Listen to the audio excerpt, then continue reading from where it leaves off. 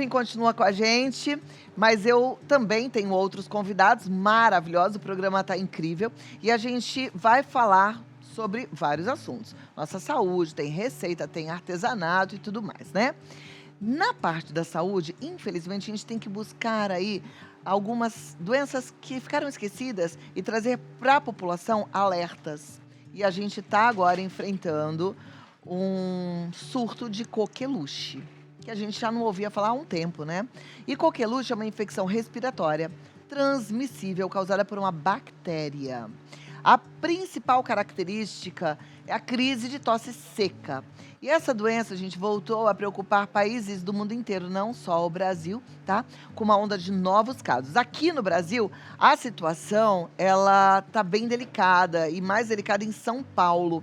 Só para você ter uma ideia, a cidade emitiu alerta para a doença, já soma 139 casos nesse ano. É um aumento muito grande em comparação com 2023, quando a capital teve apenas 16 registros. Então, a tendência é que os casos continuem aumentando, porque a doença tende a se alastrar mais em tempos de clima ameno e frio, que é o que a gente está vendo aqui, né? As pessoas permanecem em ambientes mais fechados, até mesmo as crianças, nas salinhas, nas brinquedotecas. Então, essa doença acaba sendo mais transmitida com mais facilidade. Para falarmos sobre esse assunto, hoje eu recebo a pneumologista e pediatra, doutora Jaqueline Santin.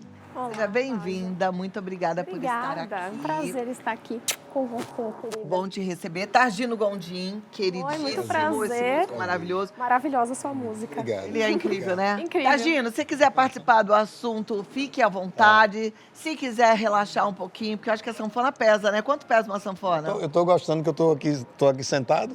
Tô de boa. Quer sentar na poltrona que é mais confortável? Tá tudo ótimo, É? tá tudo ótimo. Então tá, mas você Obrigado. fica super à vontade, você está em Tô casa. à vontade. Tá bom? Muito feliz. Doutora, obrigada por estar aqui mais uma Imagina. vez, uma alegria te receber. Coqueluche, a gente achou que nem ia mais viver isso, né? Infelizmente, a gente tem, de vez em quando, quedas de taxas de vacina, então essa bactéria acaba aumentando a circulação de tempos em tempos. A gente vê que a cada 5, 6 anos a gente tem uma nova onda e, infelizmente, o sucesso da vacina faz com que as pessoas deixem de lembrar, achando que, não tem mais, para que tomar essa vacina? E então, de novo, a gente tem um aumento do número de casos. E é, na verdade, um absurdo, porque ela está no calendário vacinal. Sim, ela está no calendário vacinal do SUS, os bebês tomam aos 2, 4 e 6 meses e tem reforço entre 1 ano e 1 ano e 3 e depois um novo reforço com 4 anos de idade.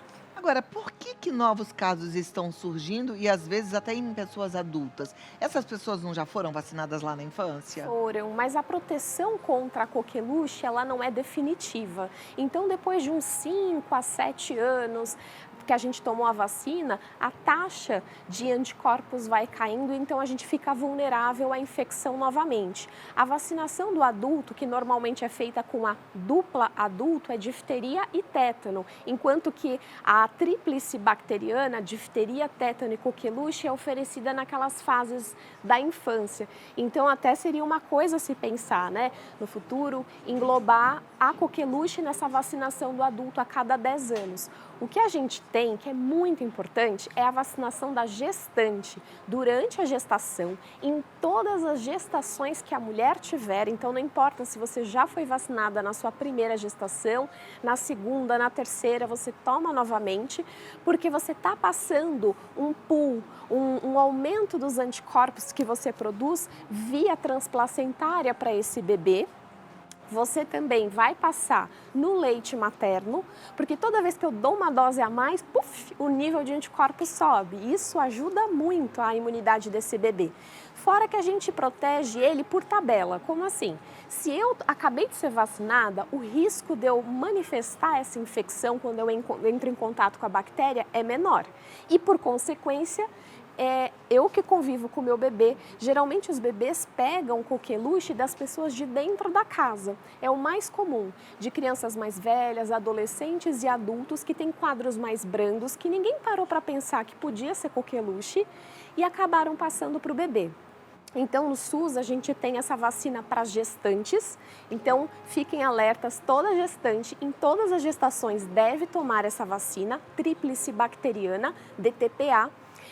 E o que eu acabo indicando é, se houver condições financeiras para comprar essa vacina para outras pessoas que vão ter um contato muito próximo com esse bebê, o pai, a avó, a babá, seria algo interessante. Infelizmente ainda não é dado pelo Está SUS, disponível no SUS, mas tem mas clínicas tem particulares. clínicas particulares. E outras vacinas? Eu sei que o assunto é coqueluche, mas já que você tocou nesse ponto das gestantes, que outras vacinas as gestantes devem tomar? A de gripe anualmente, então aproveita-se para fazer também durante a gestação, porque a gestante e a puérpera, ou seja, a mãe que acabou de dar à luz, são pacientes de risco para influenza grave.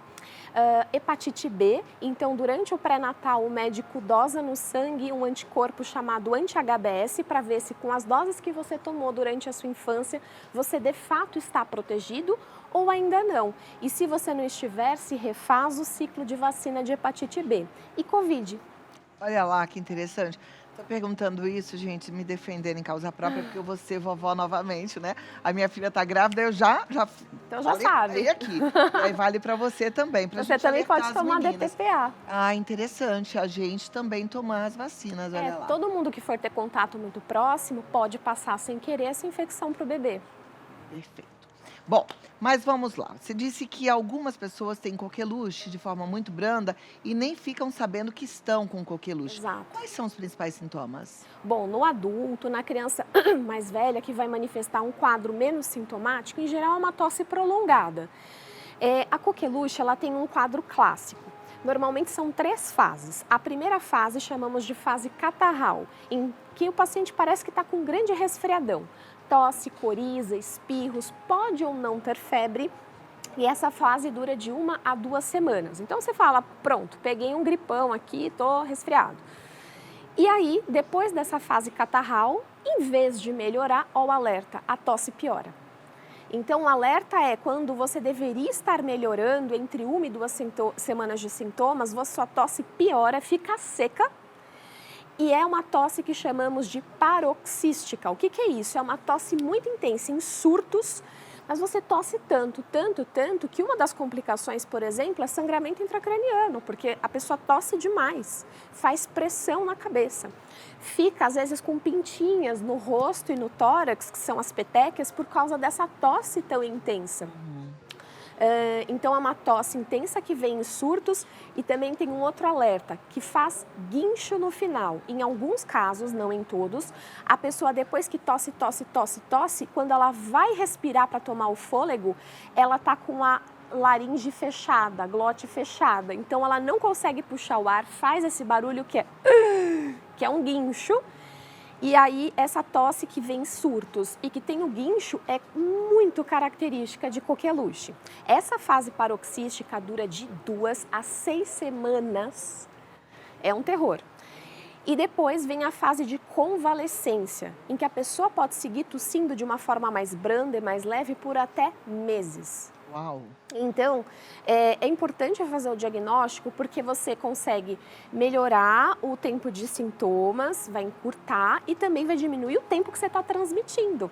Porque você começa a transmitir antes de apresentar os sintomas, um pouco antes. E você fica transmitindo por um bom tempo. Se você entra com tratamento antibiótico, você encurta o tempo de transmissão. Com certeza, porque se é uma bactéria, tem que tratar com antibiótico, né? Sim, exato. E tem algum exame que a pessoa pode fazer para saber se ela tem coqueluche ou não? A gente tem a suspeita clínica, então o paciente conta essa história, o médico já se liga e então ele vai pedir alguns exames. No raio-x de tórax podem acontecer algumas alterações, nem sempre estão presentes, mas pode ter o que a gente chama de coração felpudo, que é o infiltrado em volta do coração. A gente também pode pedir exame de sangue, porque frequentemente sobem o número de leucócitos, células de defesa, e principalmente de linfócitos, que é um tipo de célula de defesa. E o exame, para a gente realmente fazer o diagnóstico, é cultura de secreção, em que se colhe secreção das vias aéreas superiores, se manda para o laboratório e depois sai o resultado. Em geral, a gente colhe. E quando a suspeita é alta, pensa que esse resultado vai demorar para sair ali uns 2, 3 dias. Então você já entra com antibiótico, você já está diminuindo a cadeia de transmissão dessa pessoa. E existe um exame um pouco mais moderno, que infelizmente não está disponível no SUS, que é o PCR, que é uma técnica de análise da secreção de vias, de secreção de vias aéreas superiores, que também pode vir positivo. Olha lá, a gente tem que ficar bem atento a tudo isso, né? A coqueluche, quem teve uma vez pode voltar a ter? Infelizmente, sim. Ela não é uma doença que me dá imunidade para todo sempre. Então, e mesmo quem já foi vacinado pode voltar a ter. Sim. Quer dizer, a chance da gente realmente começar aí a enfrentar um caso mais grave de um surto, mesmo uma pandemia de coqueluche, existe? Até existe. É que a gente já teve experiências no passado desses aumentos de casos, mas não chega a fazer uma pandemia como foi Covid, né? A gente não tem essa experiência no passado. Aqui tudo indica também não vai ser assim. Mas que a gente vai enfrentar. Começou no ano passado lá no leste asiático, né? O aumento do número de casos, agora está no Ocidente. Provavelmente mais 1 ou 2 anos de casos em alta e depois existe uma tendência de melhora. De diminuir. Coqueluche mata? Sim, principalmente bebês. Uau. Quanto mais novo, maior o risco de coqueluche grave.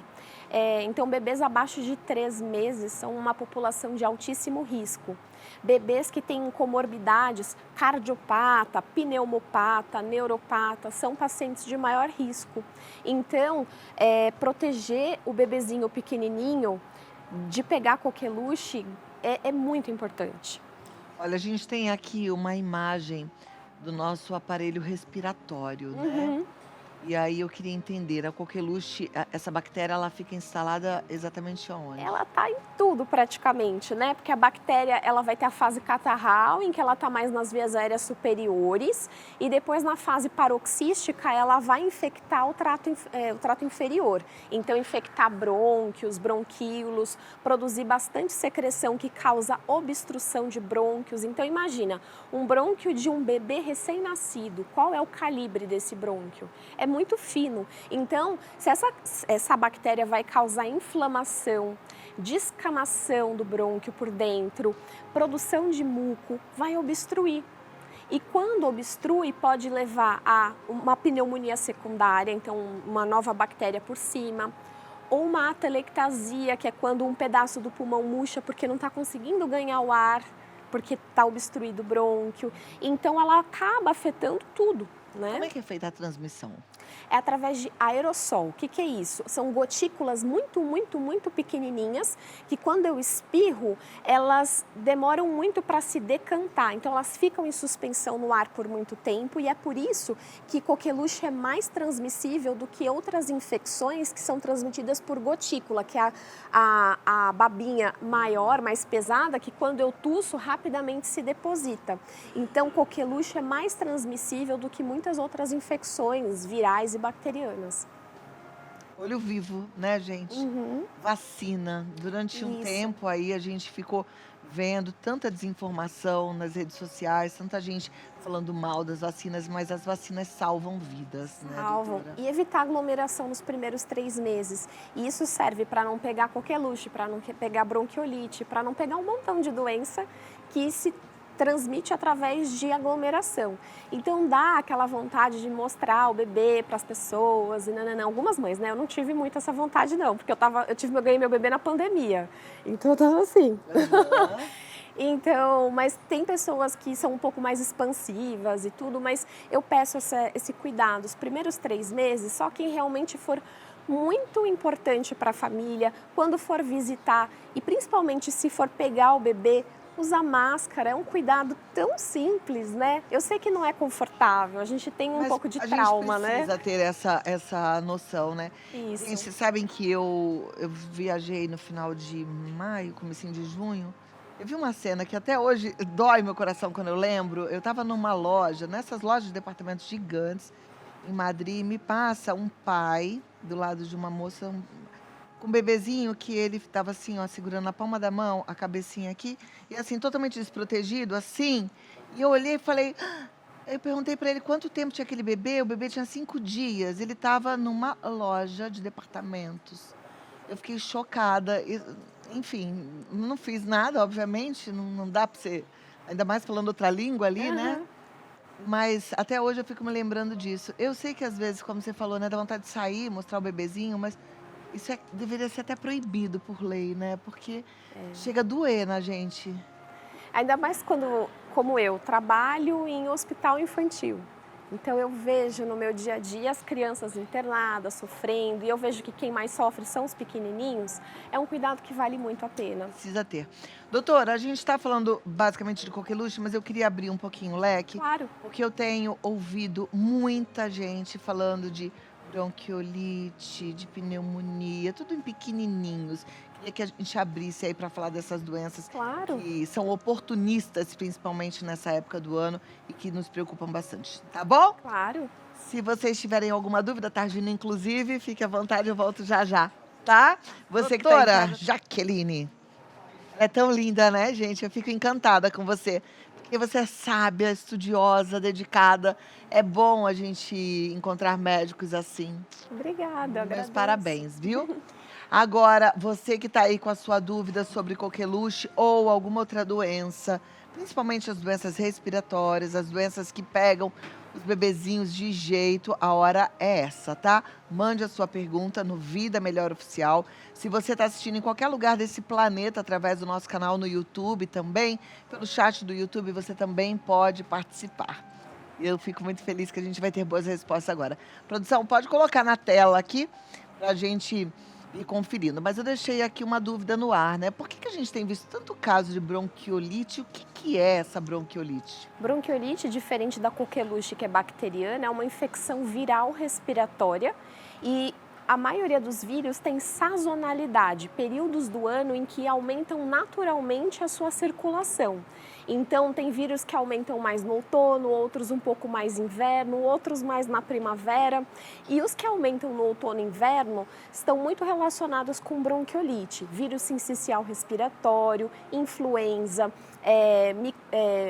metapneumovírus, rinovírus. Então, esses vírus, eles causam bronquiolite, que começa também com um quadro, em geral, que parece um resfriado, só que diferente da coqueluche, que entre 1 e 2 semanas a tosse piora e fica seca, na bronquiolite, depois de uns 3, 4 dias, a criança começa a ficar com desconforto respiratório e muito secretiva. Então, ela começa a chiar o peito. Esse chiado nem sempre é percebido pelos pais, porque nem sempre é audível sem estetoscópio. O que eles ouvem é a ronqueira, né? É catarro.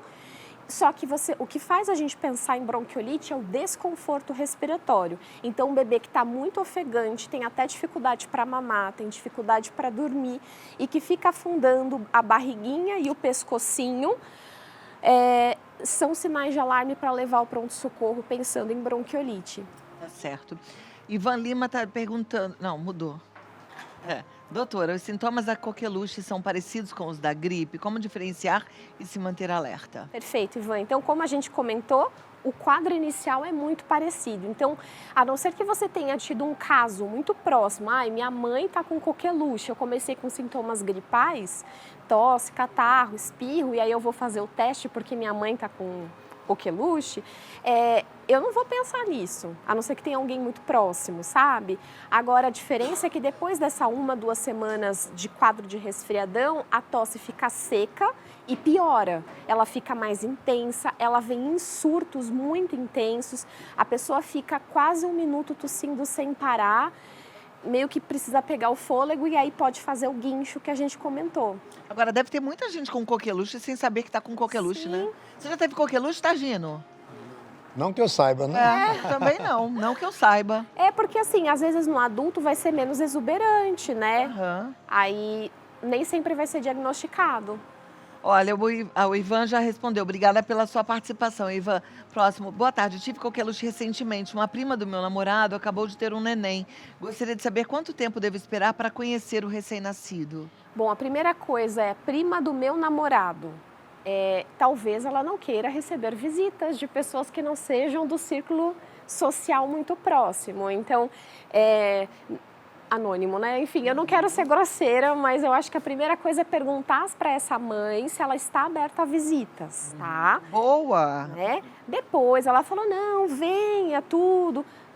Usar máscara nunca é demais, lavar muito bem as mãos, ir com uma roupa limpinha e não direto do trabalho. A princípio, quando você tem coqueluche e faz o tratamento com antibiótico, depois de cerca de 5 dias, a transmissibilidade cai muito. E aí você já não está mais passando para as outras pessoas. Se você não se tratou, você diagnosticou coqueluche depois de muito tempo, já estava já na convalescência quando você diagnosticou, você pode continuar transmitindo por bastante tempo, às vezes 3 semanas, depois que você entrou na fase de melhora, né? Perfeito. Marli Cruz, boa tarde. A coqueluche seria a tosse comprida de antigamente? Essa mesmo, é a tosse comprida. Tá joia. Obrigada, Marli, pela sua pergunta. Denise Fioravante, quanto tempo depois do contato com alguém que está com a doença começam os sintomas? Perfeito. O período de incubação da coqueluche vai de 5 a 14 dias, mais ou menos. Então, ele não é tão rápido. Às vezes, não, 5 a 21 dias. Então, pode demorar até 3 semanas. Claro que a maioria fica ali entre 1 e 2 semanas depois que teve contato, mas até 3 semanas depois que você teve contato, você pode manifestar sintoma. Quando a gente tem uma gripe com tosse ou uma pneumonia, que a gente está tossindo muito, a gente sente um cansaço de tanto tossir. A coqueluche também dá cansaço? Imagina, né? O esforço para tossir, a frequência dessa tosse, a intensidade dessa tosse é tipo uma supermusculação, né? Então, frequentemente os pacientes reclamam de dor no peito, porque estão se esforçando muito e ficam cansados. Esses exercícios respiratórios. Agora tem uma nova modalidade na área da saúde que eu, particularmente na minha época de mãe de pequenos, não conhecia, que é a fisioterapeuta respiratória, né? É interessante fazer essa fisioterapia respiratória? Sim, principalmente no bebê pequeno, que, como eu falei, imagina que a via respiratória, os brônquios e bronquíolos estão descamando, secretando muco. Os cíliozinhos, por causa da toxina liberada pela bactéria, os cílios que ajudam a bater, eles estão danificados, então eles não batem direito. Então fica cheia de catarro dentro do brônquio e do bronquíolo. E a fisioterapeuta, com as suas manobras, ajuda a criança a realmente expectorar esse catarro. Então, em geral, quando o bebê interna por bronquiolite, a gente acaba indicando fisioterapia respiratória. Perfeito. Doutora, fazer algumas perguntas aqui que não tem a ver exatamente com a coqueluche, mas são dúvidas gerais, assim, dos nossos telespectadores. Claro. A gente recebe médico todo dia. E, infelizmente, não existe uma unidade de pensamento. Tem médico que fala uma coisa e o outro fala diferente. Lavagem nasal, afinal de contas. Tem otorrino que fala faça sim, tem otorrino que fala não de jeito nenhum. Bom, eu vou falar que eu sou da seita dos lavadores de nariz. Realmente está dividindo as opiniões. O que acontece é que muita gente, quando começou a se falar mais de lavagem nasal, começou a praticar em casa, só que fez de uma forma não muito bacana e acabou levando a infecção de ouvido porque fez a lavagem nasal. Só que saiba que se você fica bem catarrento em viária superior e não lava o nariz, também é um fator de risco para ter infecção de ouvido.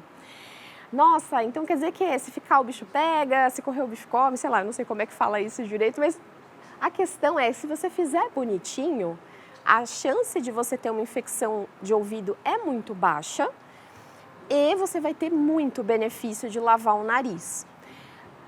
Aqueles sprayzinhos, conta-gotas, eles podem até ajudar um pouquinho, principalmente numa criança mais velha que já assou o nariz, porque você umidificou o catarro e assoou. Só que o catarro mais profundo você não acessou. O bebê não sabe assoar o nariz, não sabe fungar, então aquele tipo de sprayzinho e conta-gotas frequentemente não ajuda muito. E aí imagina, ele tá cheio de catarro, ele não consegue respirar direito pela boca, aí fica ofegante, não consegue mamar. Então eu acho muito importante. A lavagem nasal correta, a criança fica com a cabeça um pouco mais para frente, porque assim o risco de ir para os ouvidos é bem menor. A gente usa grandes volumes e baixa pressão. Então eu posso pegar uma seringa de 10 ml, tem umas muito legais na farmácia que tem um adaptador na ponta, para você não ter medo de machucar, né, o nariz do bebê. Então você coloca esse adaptador, vira o bebezinho um pouquinho mais para frente e vai fazer lentamente, bem devagarinho. Se você fizer com volume grande, tipo 10 ml, pode ser que saia do outro lado, levando a meleca para o outro lado. Se você fizer com volume mais baixo, porque é um recém-nascido, porque é um bebê pequenininho, esse bebê vai engolir o soro com aquele catarro, nem sempre vai sair, às vezes ele espirra e a meleca também sai. E aí você consegue ver que ele fica mais aliviado depois. Ele vai reclamar, tá? Ele não vai agradecer. Ele vai reclamar, ele vai chorar, às vezes espirra, a gente limpa aqui o narizinho e tudo, mas depois vem o alívio de um nariz mais limpinho, não vai ter aquele ronque-ronque para dormir. Sabe, Cláudia, hoje eu fiz a lavagem num bebê lá do consultório, eu tinha indicado, porque ele é recém-nascido, ele veio no retorno para ver ganho de peso, aí a mãe trouxe a seringa, trouxe o soro e fala, doutora, você faz nele? Eu falei, claro. Aí a gente foi lá, coloquei ele no meu colinho, imagina, um recém-nascido, ele é todo molinho, né? Então você coloca no colinho, você inclina um pouco para frente, coloca uma fraldinha ou uma toalha aqui e vai fazendo com toda a delicadeza. Depois a neném espirrou, saiu um monte de melequinha, a gente limpou e ela ficou mais feliz para mamar. Olha lá.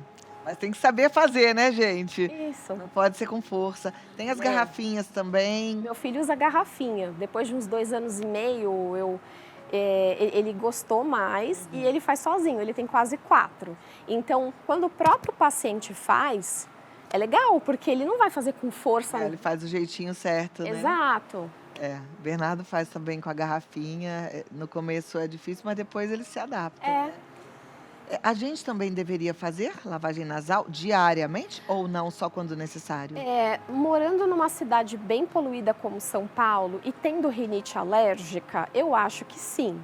Eu moro num lugar menos poluído, eu não tenho rinite. O pouco de secreção que eu faço, eu dou uma fungada, eu assoo o nariz, eu fico bem. Eu não vejo muita necessidade de fazer diariamente. Mas eu tô nesse pacote. Eu moro em São Paulo e eu tenho rinite, então eu faço lavagem. Tá joia. A Joelma Guerra diz, boa tarde, meu neto fica sempre bochechando. É indicativo de algum problema respiratório? Bochechando. Curioso. Sim. Não sei dizer. Joselma, eu acho que vale a pena levá-lo ao pediatra.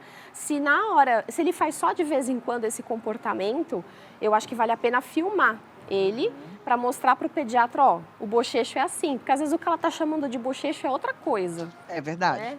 Olha, a Carolina Mendes diz, meu filho tomou um banho de chuva com os primos esse final de semana. Devo me preocupar em relação a resfriados? Um rápido banho de chuva, até mesmo um vento mais gelado, pode causar uma doença séria? A minha pergunta, eu ia perguntar isso também, Carolina. Não.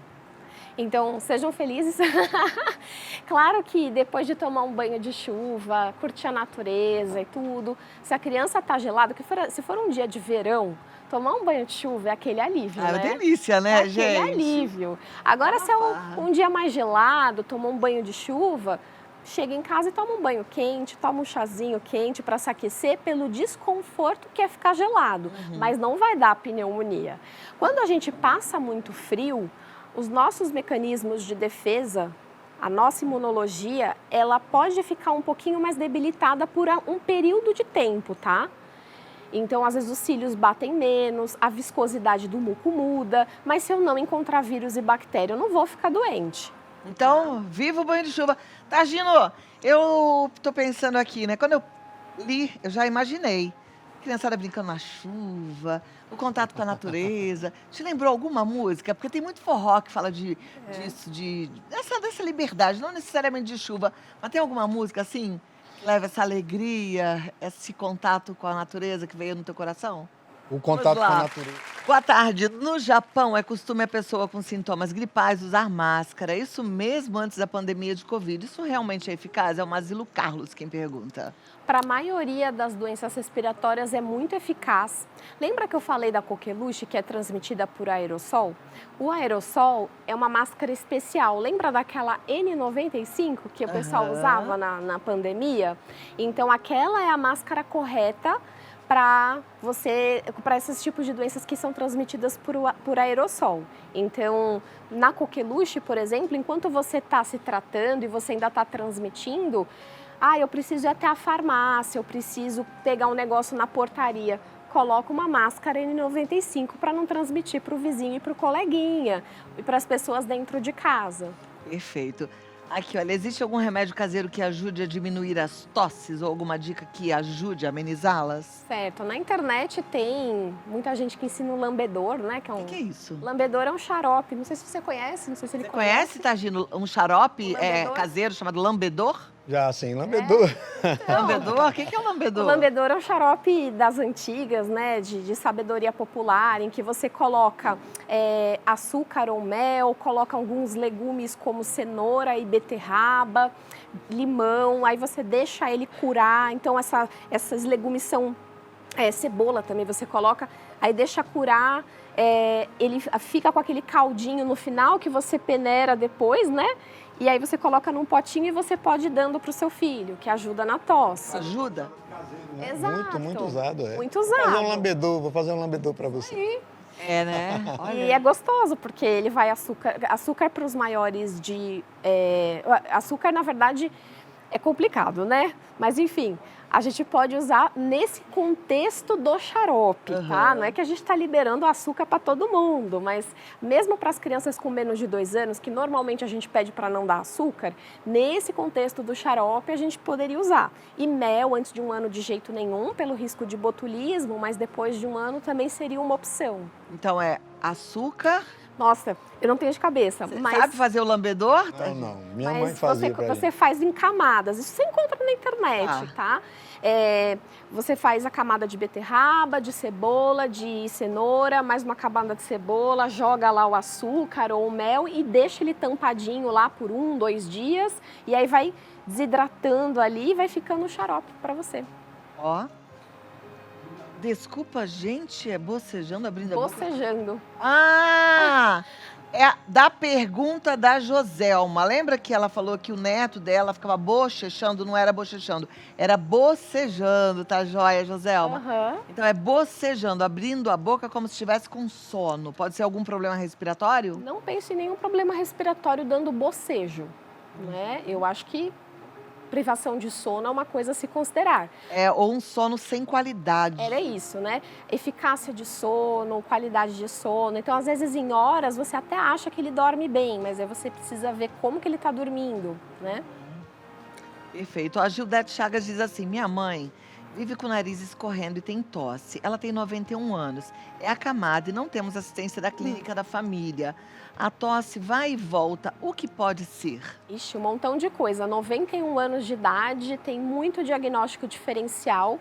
Então, assim, teoricamente no Brasil, todo mundo deve ser assistido pela Unidade Básica de Saúde. E a Unidade Básica de Saúde tem equipe que vai fazer visita domiciliar. Então, se essa pessoa é acamada e não consegue ir até o posto, ela precisa receber a visita do médico em casa. Quem é que faz esse trabalho? O agente comunitário de saúde, o ACS. Então, o que eu aconselho é que essa pessoa vá até o posto de saúde, conte dela, veja em que região que ela está, para acionar o ACS daquela região que vai fazer a visita domiciliar junto com o médico, o enfermeiro, físico, leva a equipe toda. ACS. Isso, a Então, gente Gildete, eu sei de que você é saúde. sozinha, porque volta e meia você participa do programa, tem alguns telespectadores que eu já Pega vou um conhecendo vizinho a para história. ajudar. Pede ajuda, né? Isso. Rápida, ou então fala, eu vou e volto, vai num pé e volta no outro, mas vai lá, conta a história e pede para alguém ir até a sua casa. Uma outra coisa que me ocorreu é que às vezes a pessoa acamada fica dentro de um quarto que não toma sol, que de Mofo. repente, né? E aí pode ter uma certa umidade. A gente tem que ver tudo pensar em isso. muita coisa, né? Desde uma doença mais grave, como uma pneumonia que não está sendo bem tratada, até uma questão alérgica nesse quarto. Tem muita coisa para pensar nesse paciente. Perfeito.